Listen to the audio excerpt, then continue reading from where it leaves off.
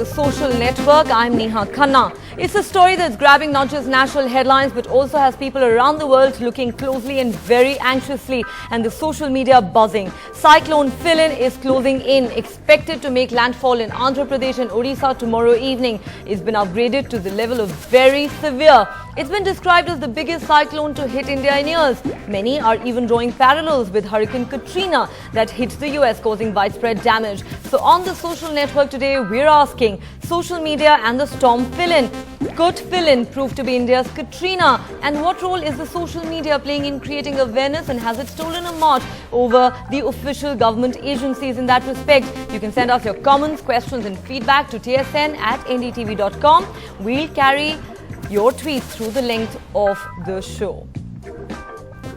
Also ahead on the show, despite all the hype, Malala Yousafzai, the young Pakistani education activist who's won hearts around the world, loses out on the Nobel Peace Prize. But we ask, despite Malala's incredibly brave fight, has anything changed on the ground in Taliban country? That's later on the show. But first, let's turn our attention to the big story of the day that's expected to only get bigger in the coming days. Cyclone Phailin, that's expected to hit Andhra and Odisha tomorrow. And joining us to discuss that is Indranil Sarkar here in the studio. He works with SkyMet, a private weather forecasting agency. Joining us via Skype from New York is Joe Bastardi, Chief Meteorologist, weatherbell.com, another US-based private weather forecasting and monitoring agency. Thanks very much to the two of you for joining us. Joe, if I could come to you first. Now, the US Navy's Joint Typhoon Warning Center says this is a Category 5 cyclone capable of inflicting catastrophic damage. But the Indian government is yet to place it in that category. Some are saying perhaps the Indian government is playing it down. How seriously would you view this current situation? Some are saying this could be as bad as Katrina. Who'd the question go to? Me? Yes, Joe, go ahead. Okay, well, first of all, we should be thankful that it's not heading toward Calcutta or the Ganges River Delta, that entire Delta area where cyclones are legendary for the destruction of life and property. It's moving in a direction that is probably going to maintain a lot of the intensity, and it's coming into the coast at a perpendicular angle near, I believe the pronunciation is Chhatrapur. That is probably the closest city to where this is going to make landfall, and it is going to make landfall as a big storm, probably a Category 4. It may come down a little bit off the 5. The interesting thing about it is because it's relatively small at the center, these things don't tend to weaken. Remember, when you're going to compare it to Katrina, for one, New Orleans, Louisiana is a very different area from where this is trying to make landfall as far as the setup with the dikes and things like that. And two, Katrina weakened a bit. So it cuts both ways. We've got to understand that it is hitting in an area where we are not going to see the kind of devastation that you would see if it hit up further on the coast. And I think a lot of folks understand what I'm talking about, some of the legendary cyclones that have moved into the upper Indian coast and the coast of Bangladesh over the years.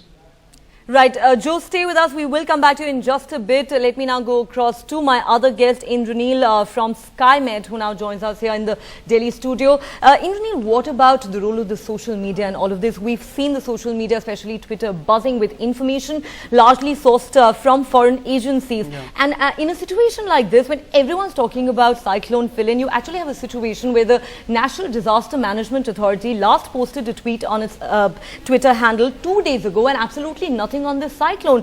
So clearly this is a case of the government perhaps not keeping up with the times, not doing enough to reach out to people with accurate information. What's your take on that? Yeah, so what I think is the Indian government or the government agencies are not actually taking up social media as an active platform to reach out to its own people.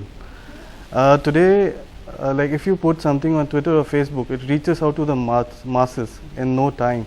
So I guess the government should actually actively look at using social media also as a means to reach out to its own people. Mm-hmm. Okay. Right, so that is certainly something the government needs to look at. Joe, if I could come back to you. Now, Wunderground meteorologist Jeff Masters has said 26 of the 35 deadliest tropical cyclones in world history have been Bay of Bengal storms, and during the past 2 centuries, 42% of Earth's tropical cyclone-associated deaths have occurred in Bangladesh, 27% in India. So the world does watch very closely whenever something like this happens in India. So it does have larger repercussions, doesn't it?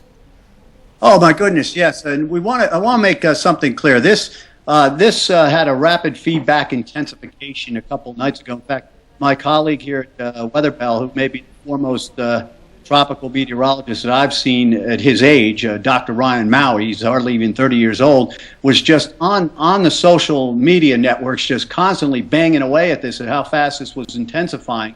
A lot of these things, you got to realize they're like a skater. If you've ever watched someone skate, when they pull their arms in, they accelerate real fast. Well, when these storms gather their strength toward the middle, when they focus it toward the middle,